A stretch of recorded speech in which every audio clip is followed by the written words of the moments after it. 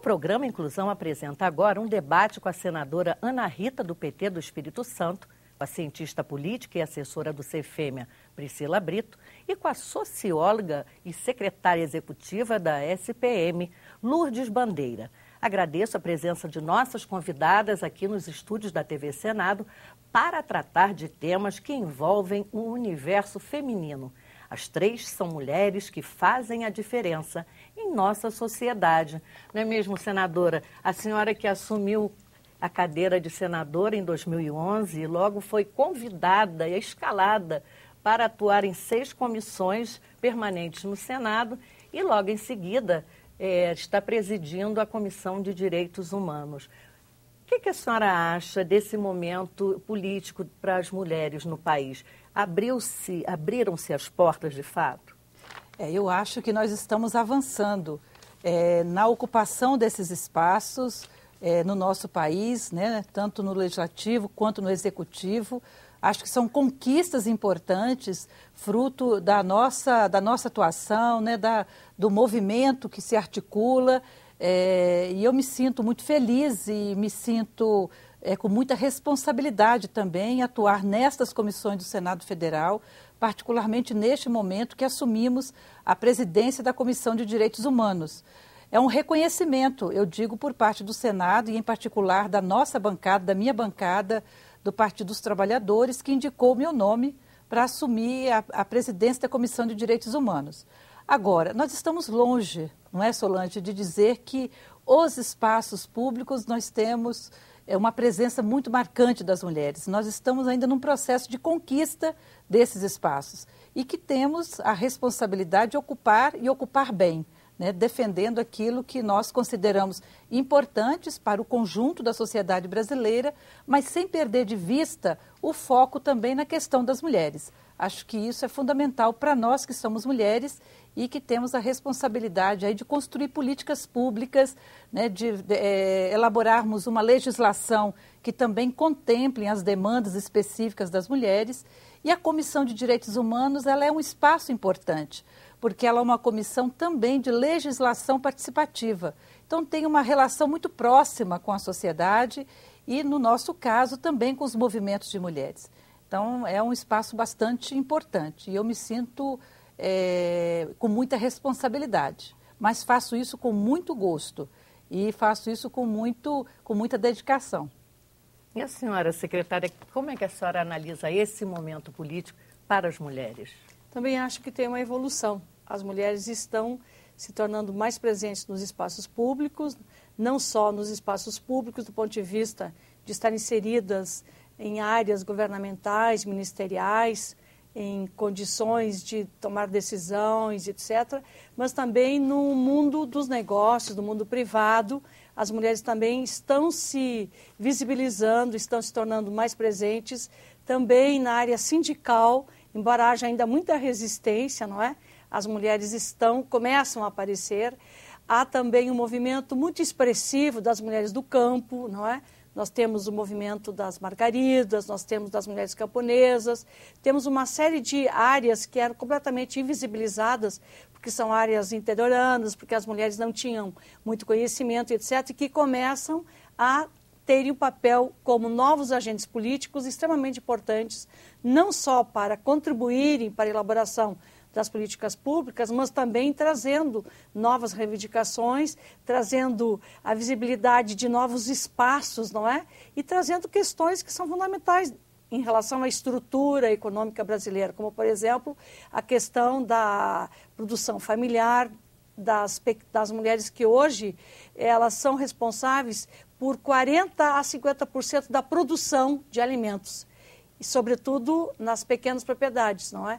E que muitas vezes elas só são as trabalhadoras, agora que elas estão tentando, não é, ingressar na condição de serem proprietárias, de serem empreendedoras, de terem documentos, que eram situações todas em que as mulheres estavam excluídas. Eu acho que há um esforço significativo da bancada feminina, aqui com a senadora Ana Rita e de outras mais deputadas e senadoras, que estão trabalhando nesse sentido. E talvez o fato mais significativo nesse momento, nessa conjuntura, seja a PEC das domésticas, onde que nós vamos trazer para a legalidade, não é? Um contingente feminino em torno de 7 milhões de mulheres que estão, basicamente, 90% desses 7 milhões são mulheres que estão vinculadas ao trabalho doméstico e que a grande maioria, infelizmente, não conta, a senadora sabe bem, que nos apoiou nessa empreitada, não é? Com os direitos cidadãos de qualquer outro trabalhador. Né? Então, eu acho que, como a senadora disse, nós estamos aqui com muito empenho, muita responsabilidade, mas falta ainda muita coisa para a gente, não é, conseguir cobrir a grande maioria das mulheres, se não todas, né? Priscila, por que o número de mulheres ainda é tão pequeno? Nós temos no parlamento um total de 53 mulheres, considerando que são 45 deputadas e 8 senadoras. E o restante, quase 700 parlamentares, entre Câmara e Senado, são homens. Por que ainda temos tantas dificuldades em trazer mulheres para o parlamento, para atuarem aqui? Bom, pegando o gancho primeiro da fala da Lourdes, eu acho que a gente está vivendo um momento de profundas transformações na sociedade brasileira. No ano passado, a gente teve o primeiro ano em que a lei de cotas foi, de fato, cumprida pelos partidos, nas eleições municipais ainda. Então, a gente teve um pequeno aumento no número de mulheres eleitas para as câmaras municipais e para as prefeituras. Ainda não cobre os 30% das cotas nas candidaturas, mas foi um aumento significativo e que a gente comemorou muito e tal.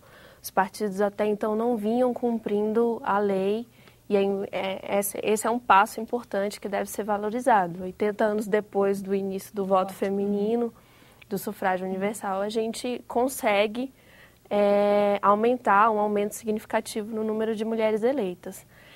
E aí eu acho que tem todo um trabalho do movimento social e o CFM incluso, a gente se entende como parte do movimento de mulheres, para fortalecer essas mulheres que estão dentro dos partidos políticos, para que elas se candidatem, para que elas tenham formação adequada e que elas possam ser fortalecidas dentro dos partidos para se candidatarem e terem condições de serem eleitas, inclusive. Porque um problema que a gente identificou é que muitas mulheres se candidatam como laranjas para cumprir a cota mesmo e não recebem do partido o apoio necessário para lançarem as suas candidaturas, apoio financeiro e tal.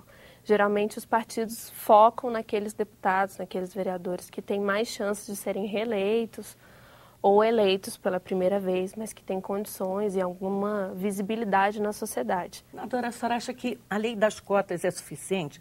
Ela precisa de uma remodelagem?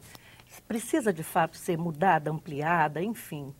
Olha, eu acho que para que, de fato, as mulheres tenham uma participação efetiva nos espaços de poder, cotas foi um passo importantíssimo, com certeza. Mas não é suficiente apenas garantir na lei o sistema de cotas, é aquilo que a Priscila vinha dizendo. É preciso que as mulheres se sintam empoderadas, fortalecidas, em condições de disputar esses espaços. O que vai nos ajudar a fazer isso é ampliar os espaços da presença da mulher no espaço de poder, tanto no legislativo quanto no executivo, mas principalmente no legislativo, é a reforma política. Então, na reforma política, nós defendemos que deveremos ter eleição, né, que a lista proporcional seja fechada, pré-ordenada, com paridade na sua composição. Ou seja, nós defendemos até 50% de homens e 50% de mulheres. É isso que o movimento de mulheres defende e é isso que nós, o Partido dos Trabalhadores, eu particularmente defendo também. Defendi isso na Comissão Especial da Reforma Política no Senado Federal, lá ainda em 2011, quando foi criada uma comissão especial, mas nós precisamos garantir isso de fato agora no debate que já está acontecendo na Câmara dos Deputados e que precisa de fato ser retomado no Senado Federal.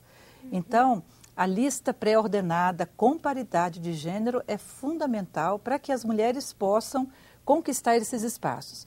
O que significa essa proposta? Talvez seja interessante até formular de uma forma um pouco mais didática, porque na composição da lista de quem vai disputar, por exemplo, a eleição municipal para a Câmara de Vereadores, você compõe uma lista, é o que a gente defende, né? Uma lista onde você tem mulheres, homens, ela é pré-ordenada, né? Com essa paridade. E no processo eleitoral, com o resultado das eleições, de acordo com o número, com a quantidade de votos que o partido recebe ou a coligação recebe, os primeiros da lista que irão. Então, isso é muito importante, porque isso dá uma possibilidade maior para que a mulher seja eleita. Isso ajuda bastante. E a mulher precisa realmente se sentir empoderada. Então, formação política é muito importante, é necessário. Não só do ponto de vista partidário, não é? É que cada partido deve ter essa preocupação de oferecer formação política para os seus integrantes e as suas integrantes, mas também que o movimento de mulheres, né, do ponto de vista das mulheres, possam também fazer a formação política. Então, isso é um trabalho que eu considero muito importante e que é necessário. E essa proposta da reforma política é interessante porque ela tira um pouco essa ideia personalista que a gente tem hoje no nosso sistema político. E aí permitiria para os partidos trabalharem em conjunto as suas propostas de campanha e não focar em um só candidato. Porque no sistema que a gente tem hoje,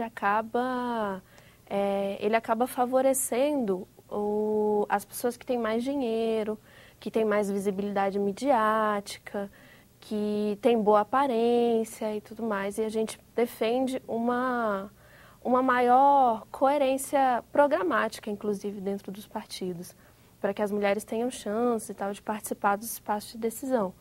E aí, colada com essa proposta, a gente também defende o financiamento público de campanha, para que a gente consiga reverter essa lógica de que grandes empresários e, enfim, quem tem dinheiro mesmo, consiga acessar os espaços de poder. E aí a gente teria alguma chance de mulheres negras, mulheres lideranças de comunidade e tal, se candidatarem com condições reais de vitória, né? Qual a sua opinião, secretário? Eu queria acrescentar um outro aspecto que eu acho que é importante, que a senadora e a Priscila já colocaram em relação às candidatas. Mas eu queria chamar a atenção para as eleitoras. Porque as eleitoras, há uma certa tendência, um certo preconceito de que as mulheres não votam nas mulheres. Não é?